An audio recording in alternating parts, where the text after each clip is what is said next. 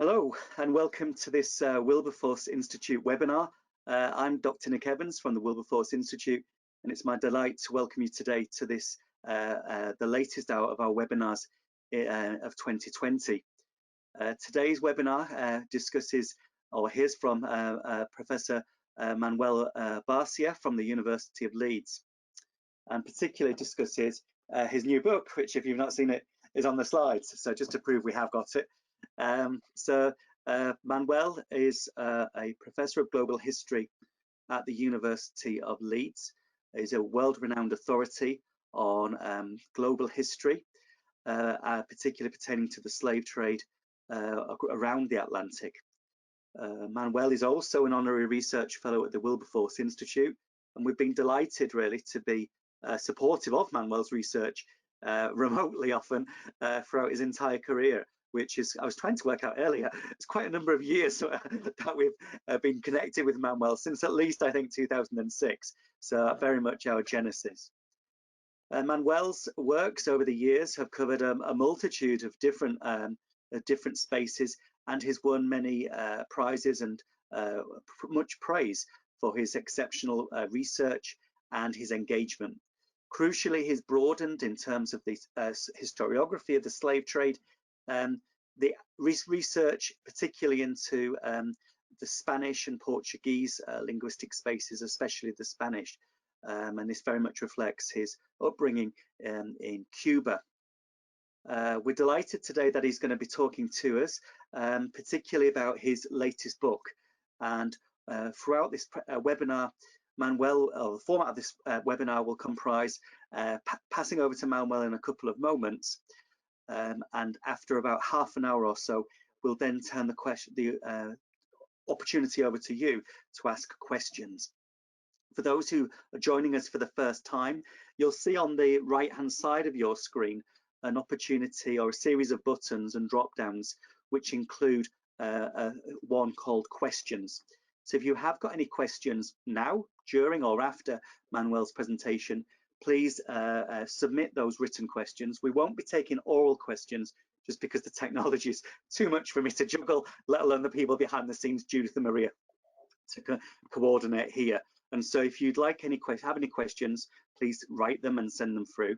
We'll then address those questions in the second half of this today's gathering, and Manuel will be more than happy to answer any questions on his work or the broader context of his recent study on the yellow fever.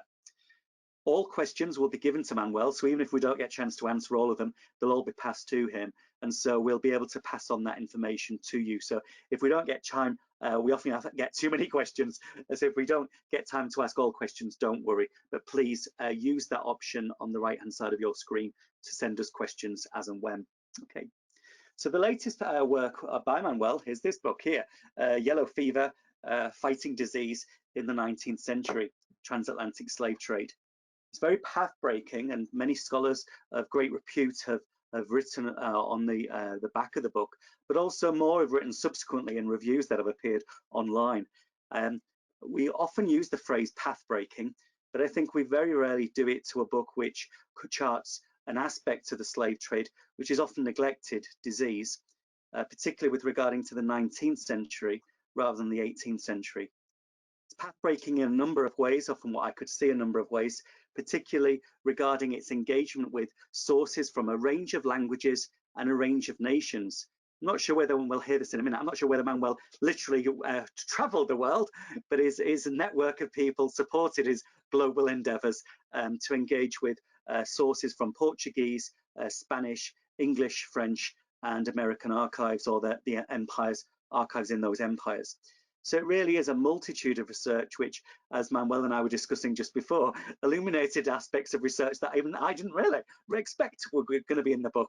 And so it's a fantastic study, which is quite timely given the prevalence of disease in all of our everyday lives.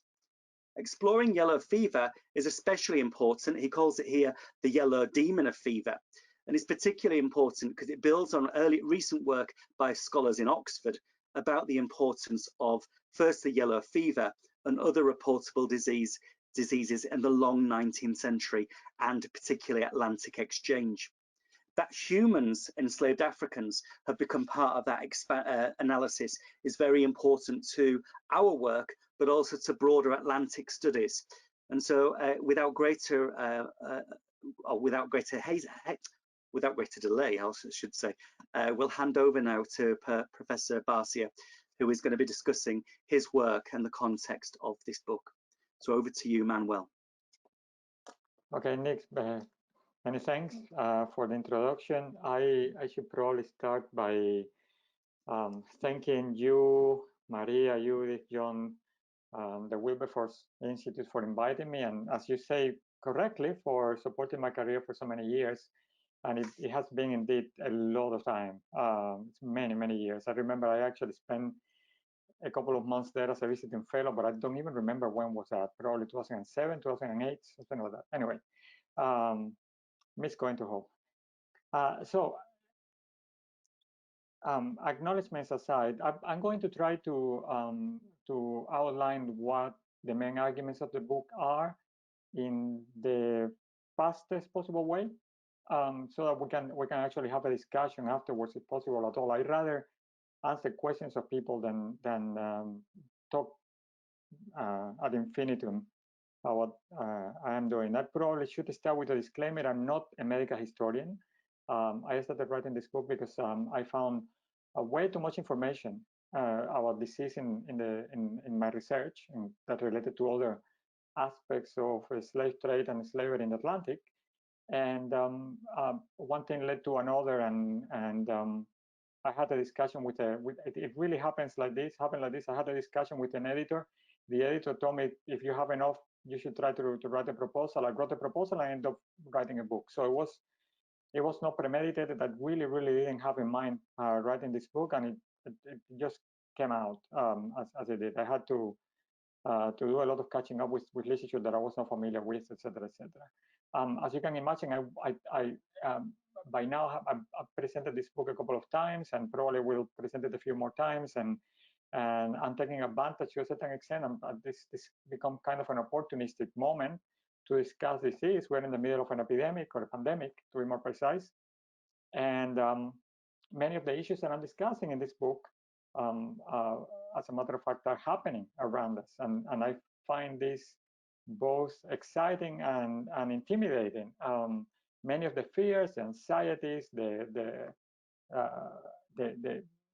government measures taken in the 19th century Atlantic, I'm seeing parallels with what is happening today. Sometimes very competent authorities, in some other cases very incompetent authorities, including some that basically they decide not to do anything about things. I should probably say that I did not plan for this to happen. This is totally a coincidence. That it was not in my mind to write this book and then to present it during a pandemic. I rather would be doing this face-to-face in Hull, but on the other hand, having the opportunity to talk about this with an audience that perhaps would not have made it to Hull in person is really an opportunity. So in many different ways, there are good and bad things all around us. So why did I write this book? First of all, previously in my career, I have been writing Atlantic history. Before, I had written on slave rebellion, slave resistance. I had compared West African manifestations of warfare in different parts of the Atlantic. So to use David Armitage's terminology, I had previously done transatlantic history, and I had done cis-Atlantic history, but I had never had the opportunity to write a book on circum-Atlantic history, and this is something that I really wanted to do. I have been thinking about this for years now. This was opportunity to do so, and it was opportunity to do so because the topic popped up everywhere across Atlantic. The topic popped up in different languages, as Nick mentioned before: Portuguese, French, Spanish, English, Dutch, even Arabic, and some African languages, and Italian as well. And I had the opportunity as well of working with sources from archives that they are scattered all over the Atlantic. I visit most of these archives, with a couple of exceptions, I would love to acknowledge the support that many of my colleagues actually giving me references and in some cases sharing sources with me.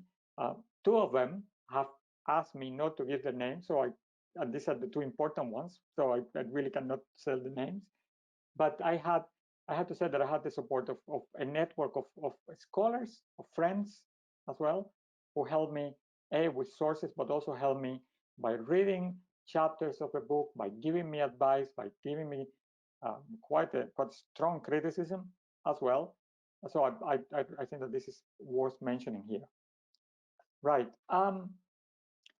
Historiographically, it makes sense to write this book as well. When we look at what historians have written about disease in the transatlantic slave trade, the vast majority of what it has been done so far has been done for the pre-1807 period.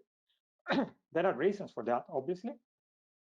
The Atlantic, in the pre-1807 Atlantic was a legal Atlantic. All the paperwork related to the transatlantic slave trade was archived, or most of it anyway. It was done in a legal way. You can find all sorts of documents for this period.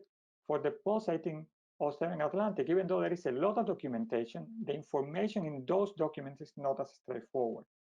Thankfully, we have the records of the British Navy, the records of the mixed commission course that the British set up with different nations for the abolition of the slave trade. And we also have the records of the French Navy, the Portuguese Navy, etc., and different governments, the American government, the American Navy, all of which try to suppress the transatlantic slave trade. And in these efforts, through these efforts, they bequeathed us significant number of documents that are not apparent, they are not obvious, they are not out there for people to see. You have to actually dig deeper to get them, but they are accessible, and you can make things. You can get information out of them. I also try not to do one thing. I try to avoid, by all means, presenting a narrative, this kind of romantic narrative of the Western medical doctor arriving in a non-Western place and presenting itself as a savior. This is something that still happens. If you're following the news, we had the Oxfam workers scandal in Haiti a few years ago, and we had even historians who try to justify the way in which British Oxfam British Oxfam workers behave in Haiti by saying that perhaps they wouldn't have behaved in such a way if they were not faced with the conditions of a disaster zone, as they describe Haiti.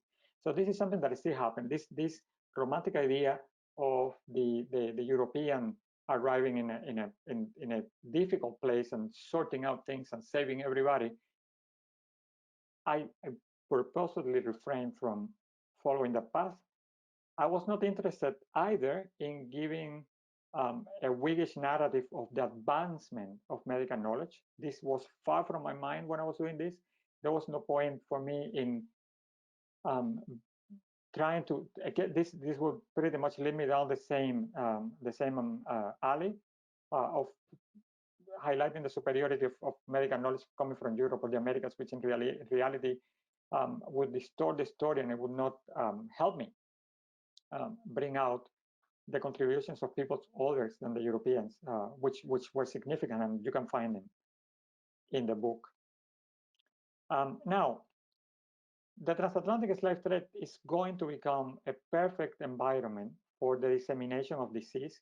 This book, originally, when I started, I was looking at yellow fever, but it became a book about disease, a book about the dissemination of medical knowledge, about how the dissemination of this fragmentary knowledge, as Pablo Gomez called it, transform medical cultures in the transatlantic slave trade. And of course, the places where these people came into contact, the place where they exchange ideas, they exchange merchandise, they exchange body fluids, including diseases. These places in particular I call contact zones. This is a concept developed by Mary Louise Pratt many years ago. And I think that that the concept actually fits pretty well with what I was trying to do. And the context zones are, Mary Louise Pratt defined them as spaces of colonial encounter. For me, they are a little bit more than that. So basically, even a place like a slave ship can be a quintessential context zone. So I came upon this idea because in these spaces is where Atlantic actors came together. It's where they interacted, where they exchanged all these ideas and etc. And where they also exchanged fragmentary medical knowledge that eventually transformed medical cultures in the Atlantic and to a certain extent in the world. Another thing that I'm trying to highlight with this book is that the implementation of abolition in the Atlantic world, even though it was a laudable enterprise to a certain extent, anyway, an enterprise that actually cost money, cost human life, etc., and it was supposed to stop human trafficking in the Atlantic and human suffering in the Atlantic. In many ways, the abolition process inadvertently or unwantedly created more human suffering in many cases, as slave traders are going to be faced with the fact that abolition is taking place. British ships are patrolling the Atlantic, French ships are patrolling the Atlantic, Portuguese and American ships are patrolling the Atlantic. They have to go on the ground. They have to turn into their activities, their human trafficking activities, into an illegal business, by all means. And that also meant for them having to keep Africans in pretty infrahuman conditions along the African coast for many months in some cases, sometimes without any food, with precarious medical provisioning. And this is actually going to have an impact on human life. Also, if you think about it, before the transatlantic slave trade was illegal, Africans who were being sent to the Americas would go through very often they would go through thorough medical examinations before they were put on board of ships. After 1807, and as the century progresses, this is going to become more of a problem. They are going to be shipped in a hurry. We even have at least one case of a Spanish slave ship that arrives in West Africa, and within 4 hours is out of there with a human cargo. So the whole process takes 4 hours for them. In some cases, it's going to take months, but in this case, it takes 4 hours. So you can imagine that there were no medical checks of any kind. And of course, this is going to lead to epidemics on board of ships, and it's going to lead to more human suffering before, during, and after the Atlantic crossing.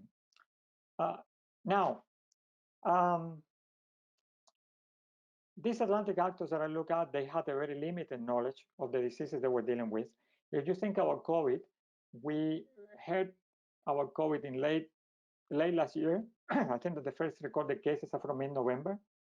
And we are about a year away from COVID appearing in our lives. And we already have one potentially working vaccine and quite a few others coming through. We have therapies and treatments that have been developed in the past year to deal with COVID. And we have mapped the DNA of the virus, etc., etc. So we have made quite a lot of inroads within a year to deal with this disease. But these Atlantic actors that we're dealing with here in the 19th century, they were really relying on a trial and error methodology. And that went for everything from prophylaxis to prognosis, diagnosis, treatment. Everything was done on a trial and error basis. This period, the 19th century, is usually referred by medical historians as the age of heroic medicine. In the transatlantic slave trade, in this illegal war in the transatlantic slave trade, I refer to this. I didn't write this in the book, by the way, but I like to refer to this as the age of heroic medicine on steroids. The level of experimentation that is going to take place in this illegal war is going to be off the charts, and this experimentation is going to be based on this, on trial and error.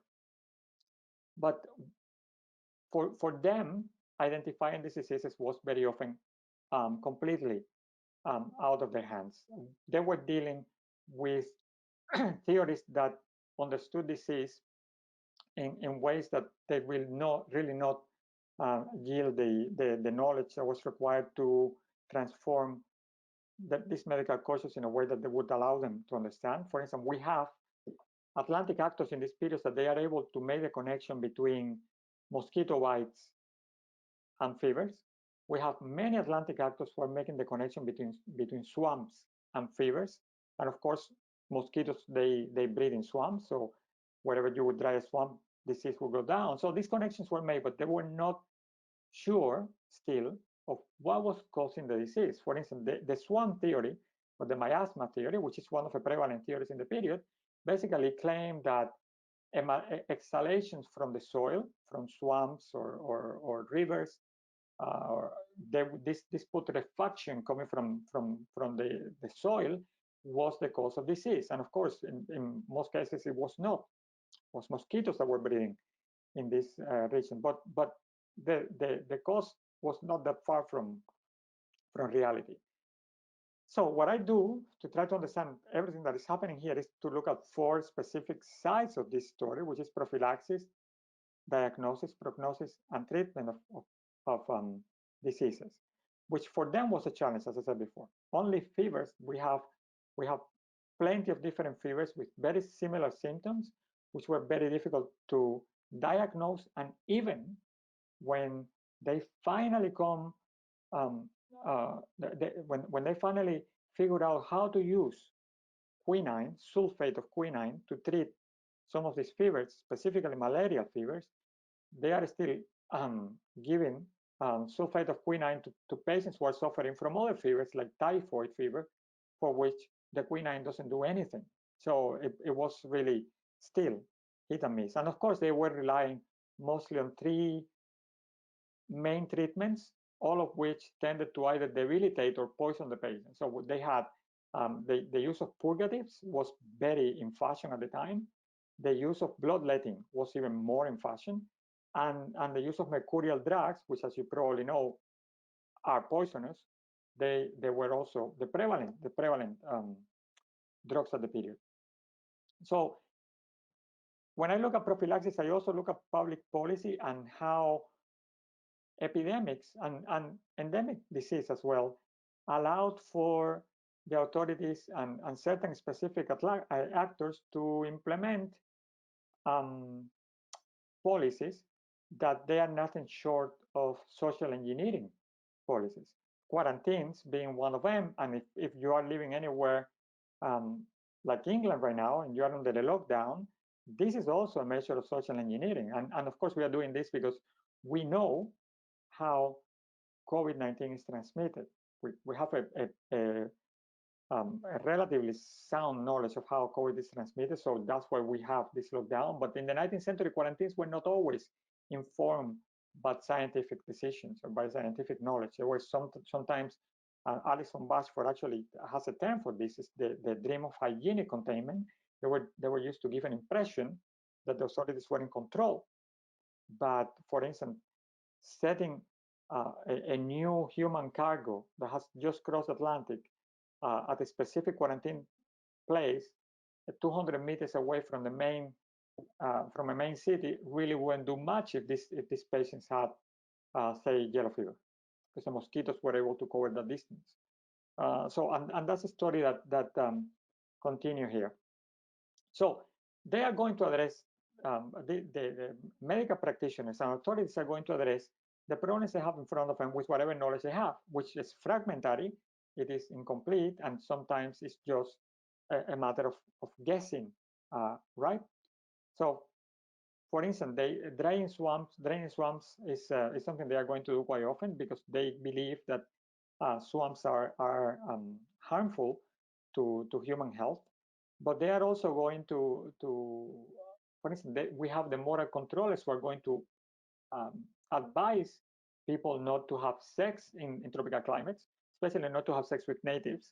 They are going to advise people to stop drinking or not to eat too much or to drink coffee. There are a number of suggestions that they relate to moral codes, and that includes also the way people dress, the way people interact with each other, that they are going to be informed by things as different as a bit of science over here and religion over there, right? So there is a moral element to the way things are being done, right? So I'm starting to wrap this up slowly. I look at three types of contact zones in this book, and I'm going to describe them very quickly. I look at the slave factories and slave ships. They are, of course, the quintessential slave trade contact zones. Here, slave traders, which very often had even less means of controlling epidemics or disease in general, are going to come into contact with Africans, enslaved Africans. Here, disease is going to be more prevalent. Medical treatments, medical procedures, medicines in itself, they're going to be more scarce. Yet they are going to have, and this is one of the findings of this book, is that they are going to have state-of-the-art medical knowledge. Very often they are going to know exactly this, they're going to work exactly with the same information that anti-slave trade patrols or any other medical actor or any other Atlantic actor of the period is going to work with. This is an important bit here. There is quite a lot of collaboration between slave traders and anti-slave trade patrols and even Africans when it comes to disease. Disease is the common enemy. It's the one enemy they are all fighting together, and they are going to share whatever new knowledge or whatever treatments they have to deal with these diseases. But factories, of course, and slave ports are going to have the level of control, the level of medical provision. The bad hygiene is going to be much worse in these places than anywhere else. So then we have the anti-slave trade ships, which are going to be in charge of chasing slave ships across Atlantic. They are going to seize them. They're going to take them to port. They are also going to be exposed to disease. They're going to be usually caught in epidemic diseases. Their crews are going to be decimated. They are the first point of contact between the slave trader and the liberation of these Africans. So very often they are going to suffer just as much as the slave ships.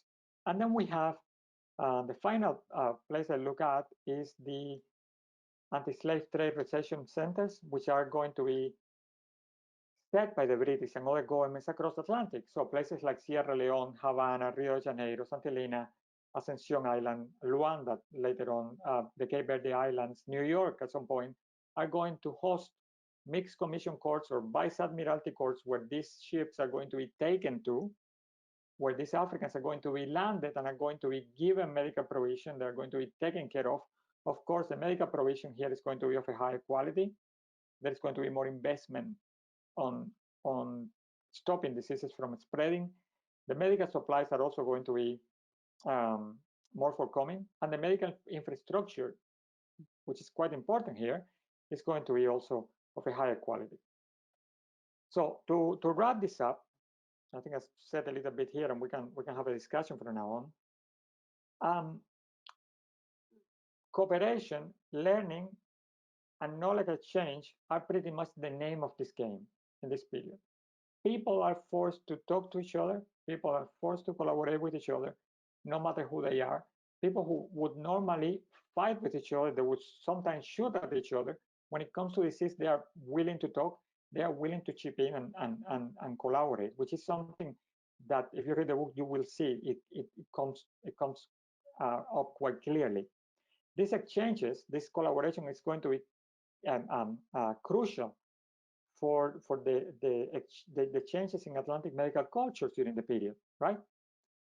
They are also going to be affected. They are going to be to a significant extent determined by knowledge that is not coming from Europe, knowledge that is not coming from the United States, but knowledge that is coming either from the rest of the Americas or Africa, very often from Africa. And that includes also surgical knowledge, right? And the knowledge of botany that Africans have at the time. By the way, there is an excellent book coming out by Kale Kanuja on this. Medical knowledge as well, and I want to make this point before I close. I probably should have said more about this, but I don't want to create a huge discussion around it, but if it happens, it happens.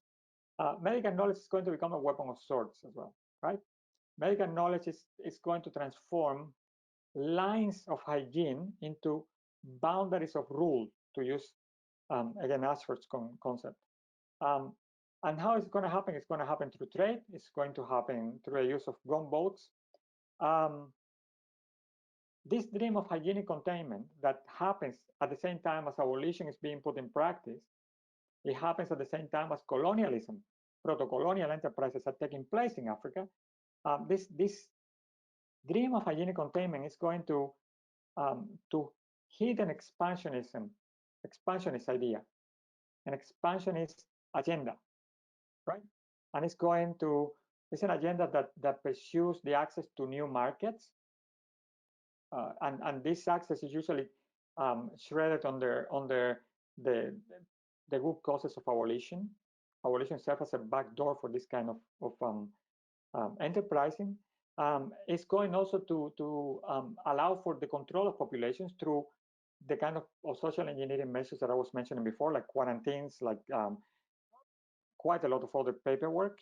And it's also going to allow for territorial expansion as it happens during the period. And as quinine becomes more prevalent, as the use of quinine becomes more effective, you can see how European and even American settlements in Africa are going to expand to a point that in the second part of the 19th century, they are going to lead to the partition of Africa in the mid-1880s. Just to finish, I just want to say one final thing. This is not a story of Western medicine. This is not a story of Western European practitioners. This is a story that incorporates people from all the three continents that are involved in this story. And very often the practices and the knowledge of these people are central to these medical cultures in the period. And I'm going to leave it there. So if you have questions, or I would be more than glad to answer them. I think I talked too much, actually. That's excellent. Thank you, Manuel. And apologies for forgetting to acknowledge that Manuel received the coveted award of the Philip Leverhulme Prize, which was very important to the study too. So yeah, apologies there. It was on my notes to mention Manuel, but it was we're not worthy. So it's very important. So fantastic exposition there, and please send us some questions for Manuel and respond to his invitation to ask further questions about America if you're interested too. So we have had some questions already, Manuel. So I'll begin as they begin, as the song would say. So question for you, Manuel. Who was sharing the information between the slave traders and the anti-slavers? Was it the physicians on board? And how was this information exchanged? Yeah, everybody was exchanging this information. Africans were very much involved. Medical practitioners were very much involved, but cooks were involved. Maids were involved. Common sailors were involved. Everybody was talking to everybody. And this is something you can see both on board of ships, but also on land. People are actually talking to each other. And I think that this actually is clearly reflected in the book, especially in the last chapter. But there is quite a lot of exchange of information, which is kind of surprising if you think about it, because you would think that these people, for instance, whenever an anti-slave trade patrol would stop a slave ship,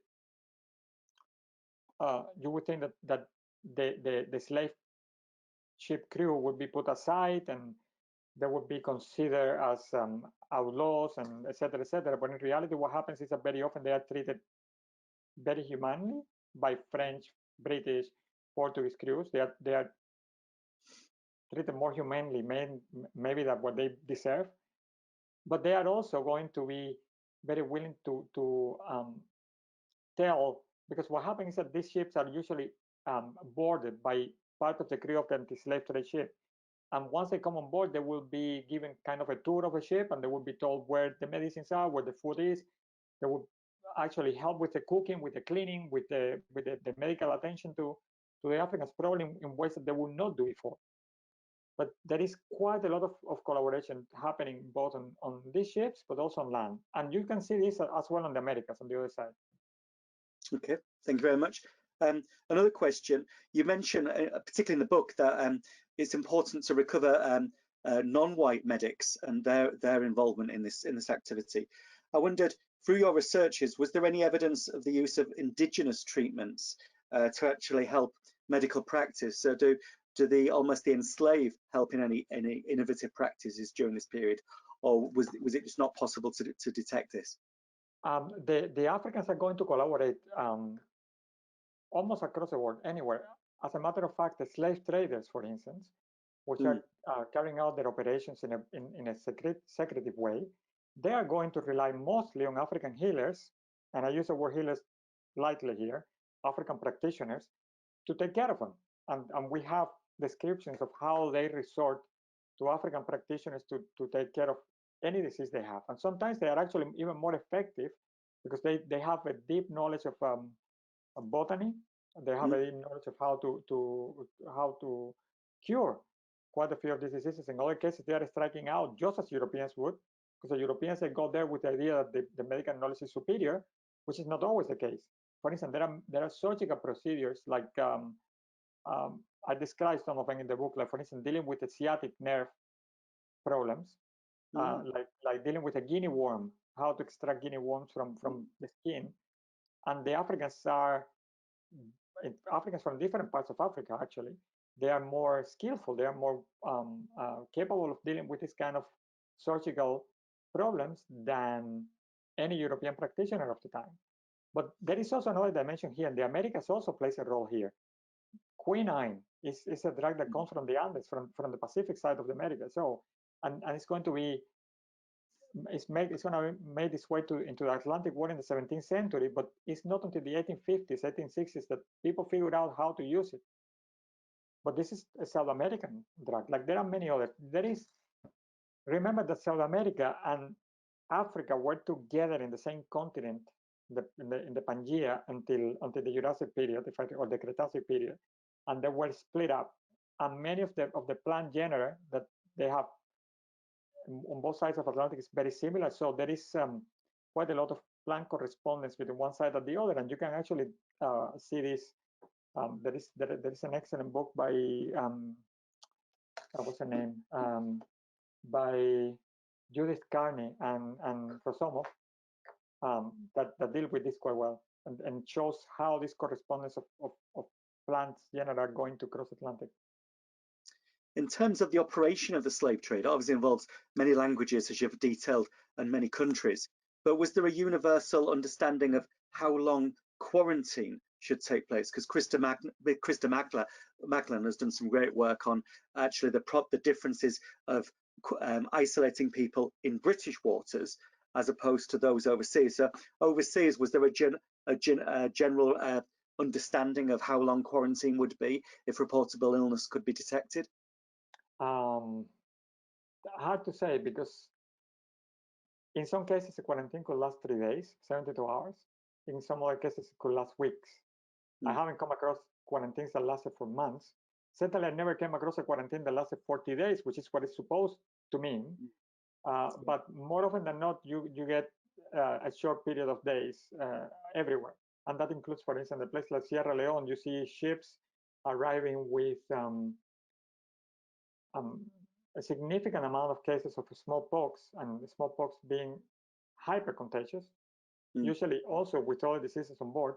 And I see the period of quarantine is usually 10 days, either on board of a ship or they move into a facility not downwind, the other thing, so they can get better in that place. But quarantines are implemented in very arbitrary ways, and there are entire discussions in the mid-19th century about quarantines and whether they work or not. You have somebody like William Pym advocating for quarantines as the most efficient method of dealing with disease. He goes to Gibraltar in 1829, 1830, and he sets up this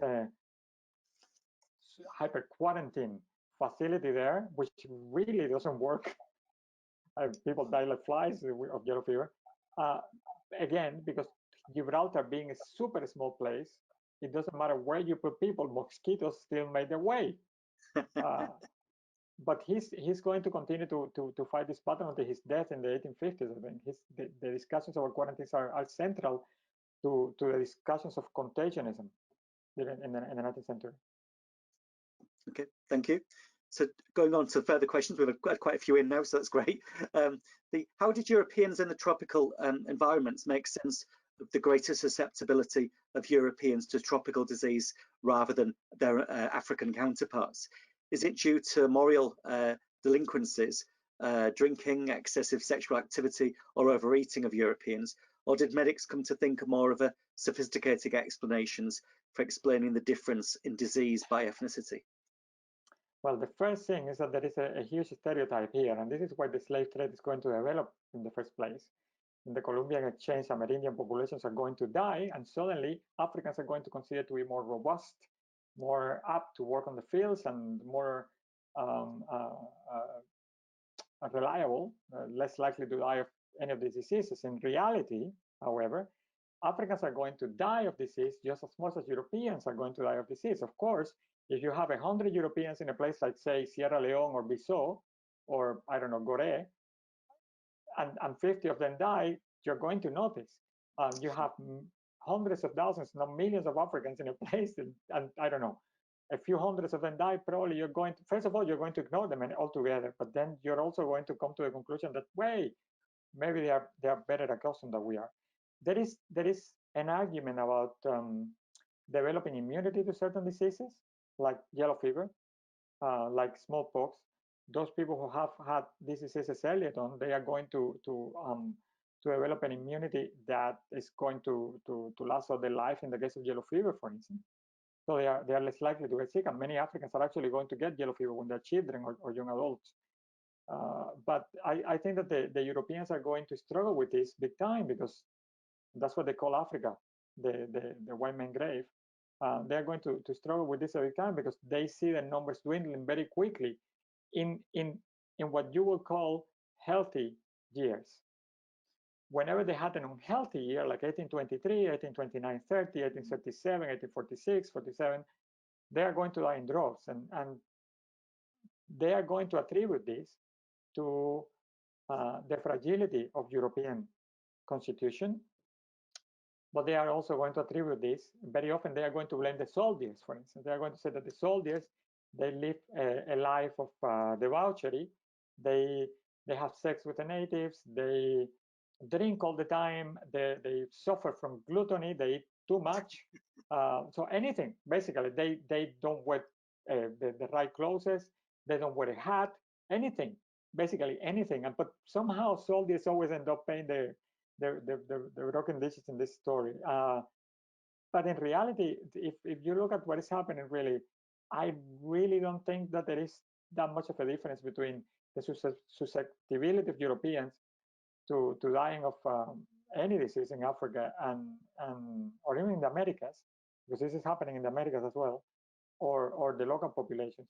As I said before, there may be some diseases where they were less prepared because they didn't have an immunity, but malaria was killing right, left, and center, everybody, for instance.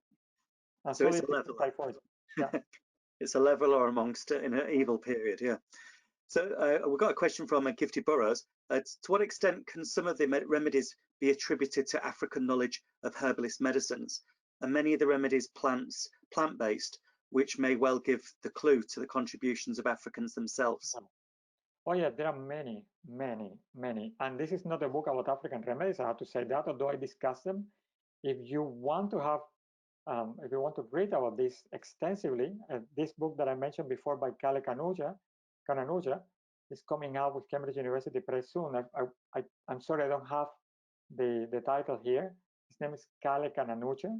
He's a researcher at the University of Helsinki, and he has explored this in depth. What I can tell you is that there are extensive proof that African and American plants were incorporated into the treatments, the therapies related to this kind of diseases. And you can see them from stuff like baobabs, the baobab tree, the fruits of the baobab or the leaves of the baobab, to more less known plants. And European physicians, European travelers as well, are reporting constantly about this. They constantly report this or that plant may be useful for this. I think it's Winterbottom.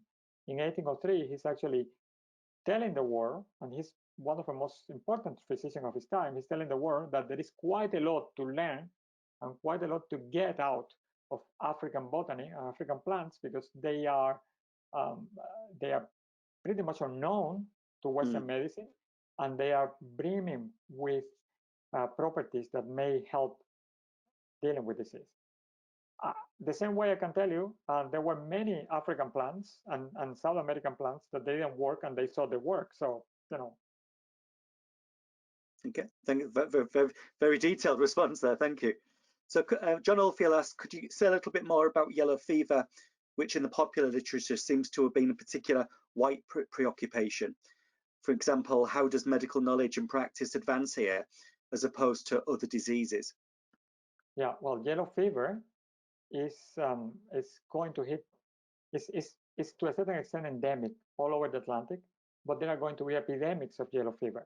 And perhaps because of that, it's going to be fear. The title of the book, if you think about it, is a phrase from a British mixed commission judge in Havana.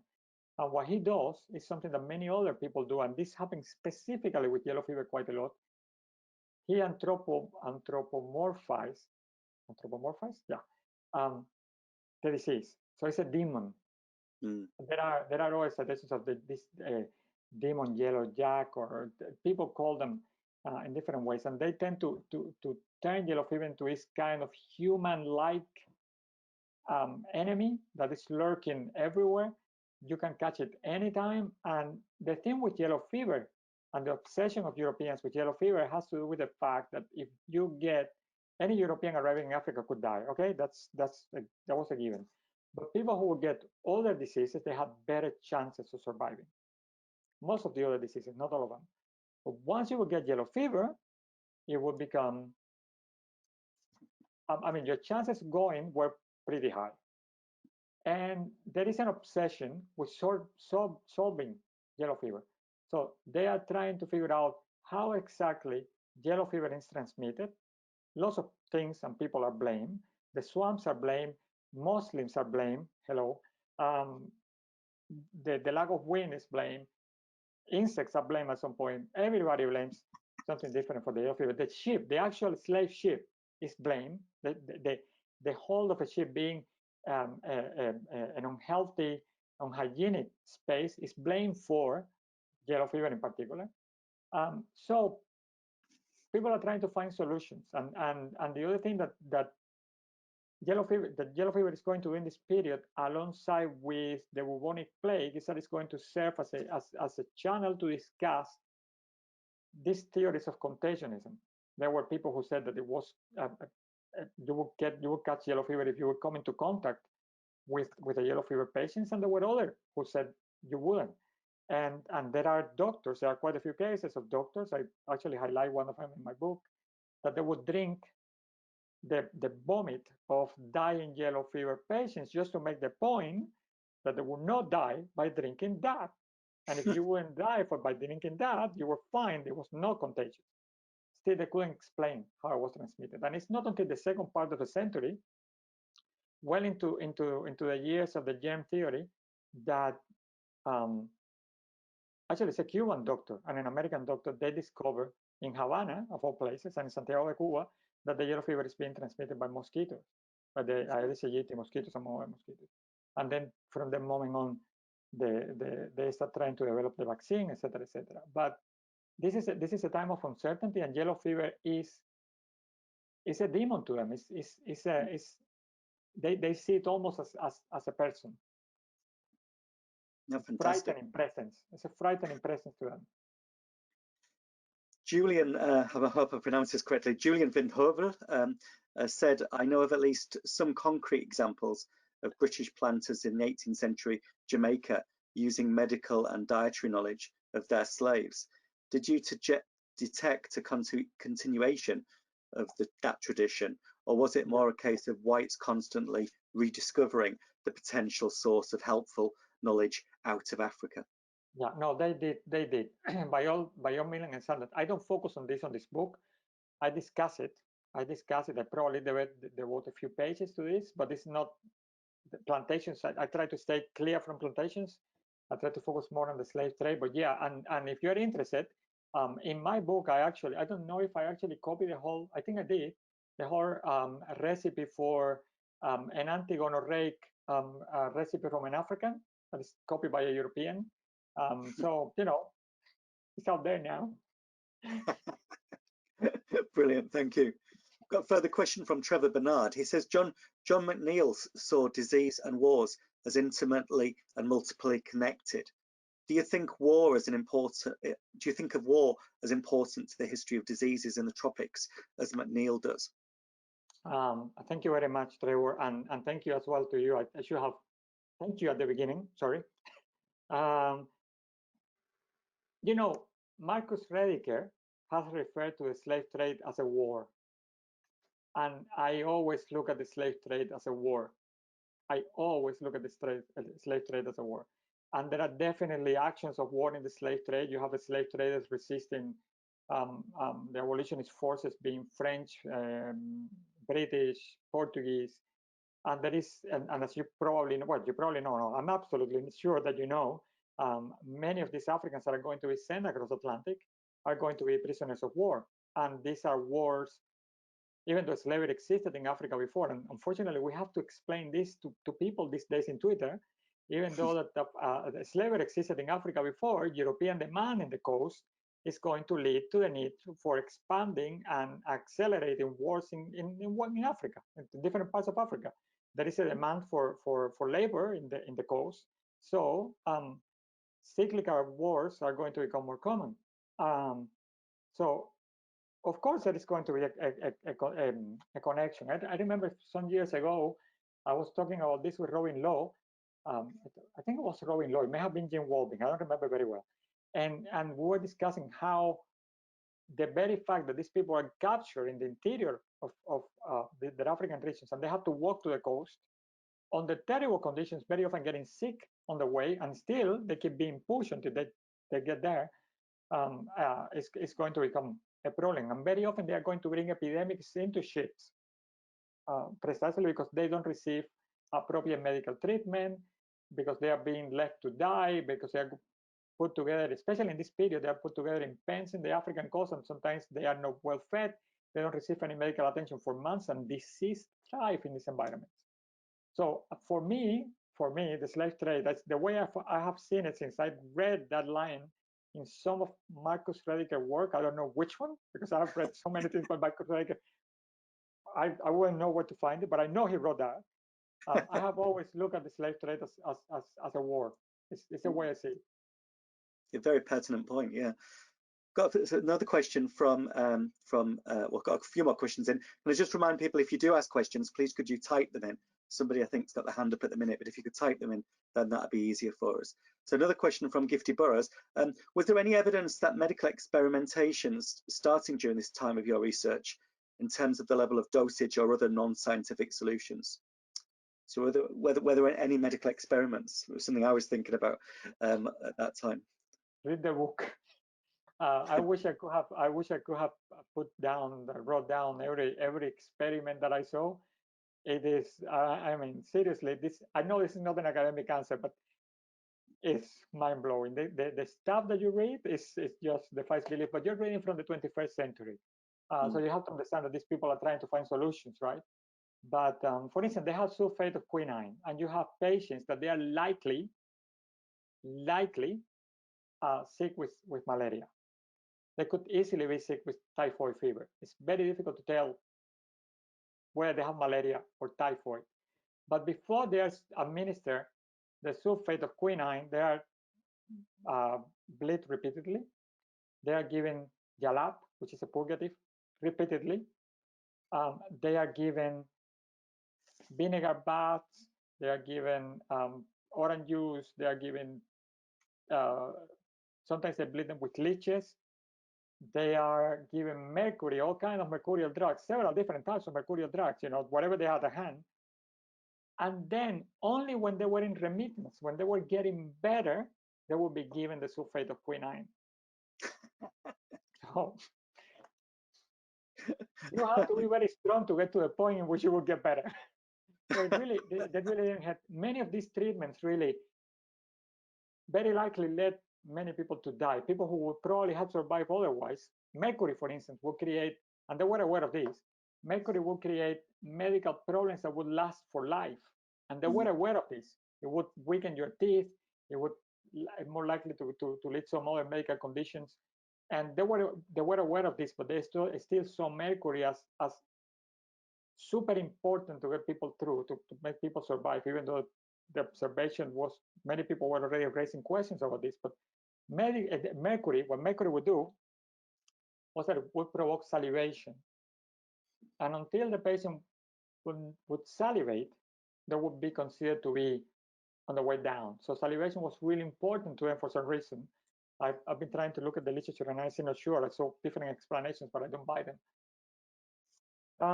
So they are going to focus on mercury is going to be pretty much a cornerstone medical treatment at the time, which is pretty much poison, as you know. So in terms of those medicines that you mentioned, did the medicines ever become part of these commodities which were exchanged for enslaved Africans? Oh, yeah. They are going to change all kinds of medicines. Some of them actually quite useful. Medicines that would stop you from having diarrhea, for example, people with dysentery. They had specific, they had, for instance, ipecacuanha, which is a root, a Brazilian root, actually, that is going to be spread all over the Atlantic at the time, and it's quite useful. It's still used today in medicines for stomach issues, for stomach problems. So they had quite a few medicines that they would share with each other. They would actually, every slave ship, almost every slave ship had a medical chest.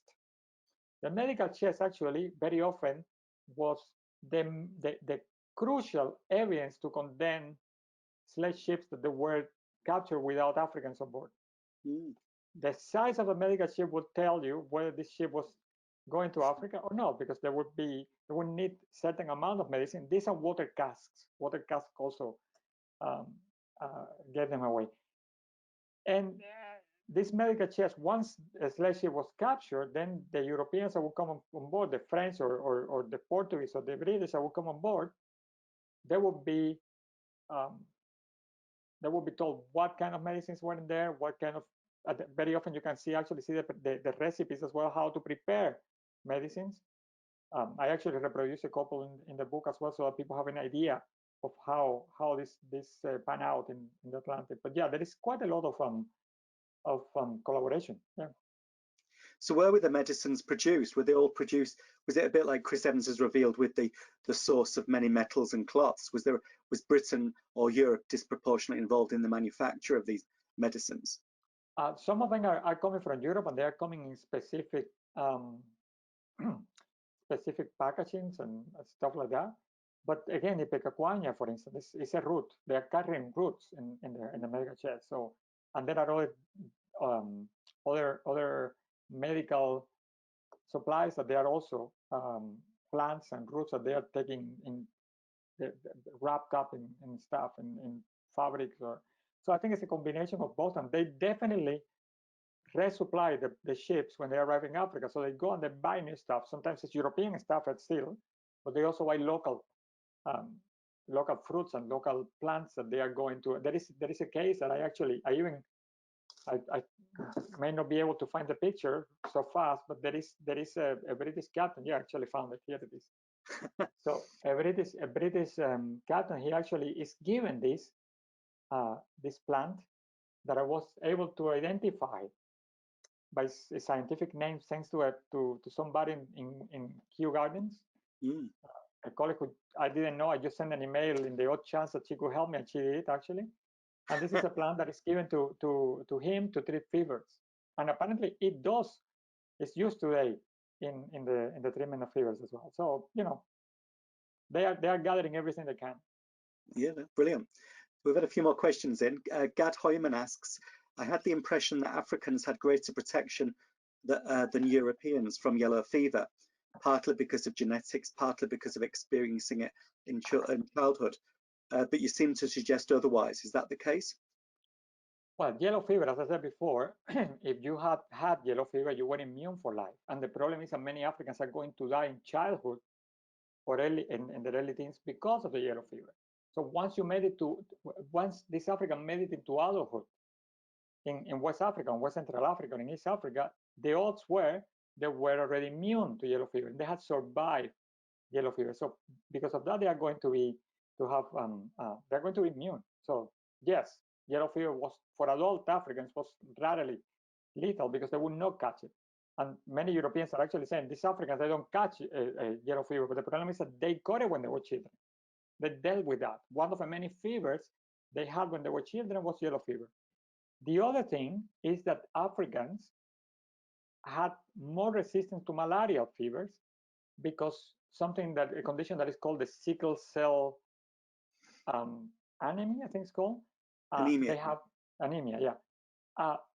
Many members of African different African groups in the continent, they have sickle cell is common in African populations, and whoever has sickle cell is more likely to develop a tolerance to an immunity towards malaria. It's not 100% effective, but entire populations can benefit from that. So it also stopped malaria from spreading. And Europeans that didn't have anything like that. So to a certain extent, you could argue that adult Africans were immune to yellow fever, most of them anyway. Okay, thank you. So I've had a question from Karina Turman. She asked, methodologically, how do you deal with the ambivalence of not having access to direct African or indigenous sources about the treatment methods? If it was the case, as with those who was described, as even those were described by Western practitioners, and the approach of non-Western or non-binary perspective. Yeah, this has been the methodological challenge of my entire career. Not only dealing with medical knowledge, you're dealing with everything related to Africans and the African experience. So I pretty much use the same methodology that I have always tried to use, is try to read between the lines, again, the grain, whatever you want to try to get to hear the voices of the Africans wherever possible. Sometimes they are actually interrogated, sometimes through interpreters, but still their voice somehow make it all the way through. When you actually have to deal with what kind of bias every European source that you're dealing with may or may not have. In some cases, people are writing specifically to make a point, and they are more likely to be biased. In some other cases, they are just telling a story as part of a larger story, so they are really not that bothered in praising or criticizing the Africans. They are just telling you what happened, the way they saw it. But we have a number of Europeans and Americans who are going to go to Africa, and they are going to be very keen on recording everything they see in the hope that this is going to help to make a breakthrough in the future or whatever. And the way they do that is very methodical. They really try to even when they are criticizing the African practitioners, they are still notating, in some cases, they notate the names, the titles of the medical practitioners, what titles they are addressed like. They describe ceremonies that are associated with medical practices and medical supplies in general. So it's just a matter of using your judgment when working with the sources. What I can tell you is that I never, ever, ever take what I read for granted. I just can't. And this doesn't go for Africans only. It goes for everything that I read. I cannot help it. But I think that we need to be hypercritical of European and American produced sources because they go there with a predisposed bias very often. So building on Karina's question, you mentioned in your book about certain non-white medics and their importance within this trade. I wonder if you could illuminate a little bit further for the audience who've not read the book about actually how your book manages to recover some of the stories of particularly African and African descent medics who were involved in this story. Yeah. Well, the first thing that I tried to do was to try to find cases, actual cases I could portray, like if possible naming these people. Was not that easy, but there were some, and there were some actually that even came to Europe to study medicine and then went back to Africa, especially with Sierra Leone and others, like they became medical practitioners in European spots, even though they have been slaves at some point. And then you have African practitioners in slave ships, which is not an uncommon thing to see. In Brazil, they used to call them sangradores, which basically is a translation from bloodletter, but they were actually providing medical attention to entire crews and Africans. Their experience is described extensively by many travelers, by many government officials in different parts of Africa. So you can actually see, to a certain extent, what Europeans or Americans say about the way they practice, the methodologies, the theories about disease, their failures as well, which were always highlighted, of course, their biases. You can see that sometimes there are discussions about it. And sometimes actually they are praised because they are very willing to acquire new knowledge. And for instance, you have the expedition of 1840, 1841 in the Niger River. And the doctor of this expedition is actually telling repeatedly how Muslim malams, Muslim leaders, are very willing to learn the method of inoculation against smallpox and to teach it to the people so that they can actually inoculate entire populations.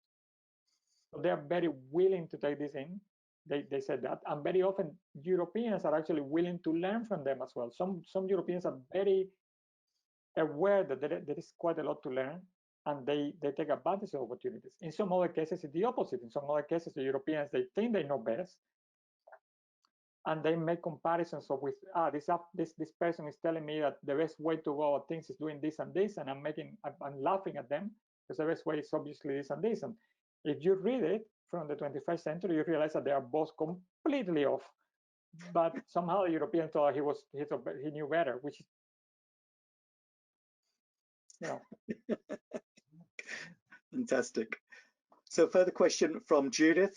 Judith Spixley asks, how damaging was yellow fever for different ethnic groups? Oh, that's impossible to say, Judith. I'm sorry. This is almost impossible to say. Again, yellow fever is spread across Africa. It's endemic. And almost every African person in the 19th century had yellow fever at some point. So we don't have statistics to say whether Africans, say in the region of Angola or Congo or what is today Mozambique and Tanzania, they die in larger numbers of, say, people who lived in the west coast of Africa. It's really, really difficult to say. I'm sorry. So a question I had from reading the book was, does actually the fear of disease help direct or redirect some of the actual commercial activities of the slave trade? In other words, does fear of a particular port and its proximity to earlier diseases lead to the different contours in the way that the actual trade is conducted? Yeah. In the Americas, it had a huge impact. I mean, even places that rely deeply on the slave trade, particularly places in Cuba and Brazil, they would whenever there were epidemics, and they knew epidemics were arriving from Africa very often, smallpox in particular, but also yellow fever and others like dysentery, they were very keen to stop ships arriving from different places. But the problem is that this is an illegal trade, so they cannot get to stop anyone. The landings happen in remote places at night, sometimes under the cover up of the authorities, or sometimes not. On the African side of the story, there is nothing remotely of relevance when it comes to this. The slave trade carries on with or without disease. Slave traders are going to die just as any other European that arrived in Africa. But this was an extremely, extremely profitable business, extremely profitable. So people would go there to try to make money, and they would risk their life in the hope that they would get away with it. And many didn't, of course. But it was in the America, I would say that it had an impact. In the African ports where people are trading, this is pretty much irrelevant. I have never seen any evidence of some slave traders saying, you know, we have to close shop for a while until the epidemic passes. It's not happening. Thank you. It's quite interesting because later in the 19th century, people refused to stop trading because of fears of disease as well in other trades. So it's quite interesting how these stories are reverberating different activities. A further question from John Oldfield about hygiene, I guess, on slave ships. Beyond fumigation, what else could slave captains rely on? Apart from fumigation, and fumigation in itself was quite problematic, there were discussions about what was the most useful way of fumigating a place, and they had vinegar, and they had sulfate of different things, and chlorine, and a million things that they would use. The other main method they had was ventilation, and there are extensive discussions in the 19th century about how to ventilate slave ships so that disease doesn't become prevalent. But of course, ventilation was very difficult thing to do, especially in slave ships. In ships that are participating in the anti-slave trade patrolling, sometimes they install ventilation systems like pumps, mostly pumps, ventilation pumps. And then you have the ships in the initial expedition that they are going to have a whole system of ventilation set up by Dr.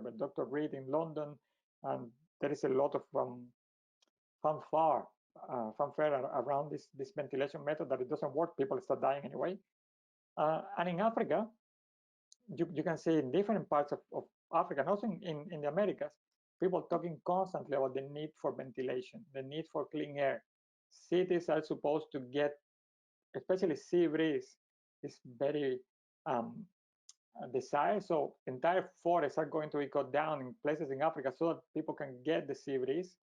I think it's Richard Burton, the one who made the comment that in West Africa, people refer to the sea breeze as the doctor, because it was the best thing that could happen to you. It was the best cure for disease. So ventilation is the main thing. The other thing is that they are also going to whitewash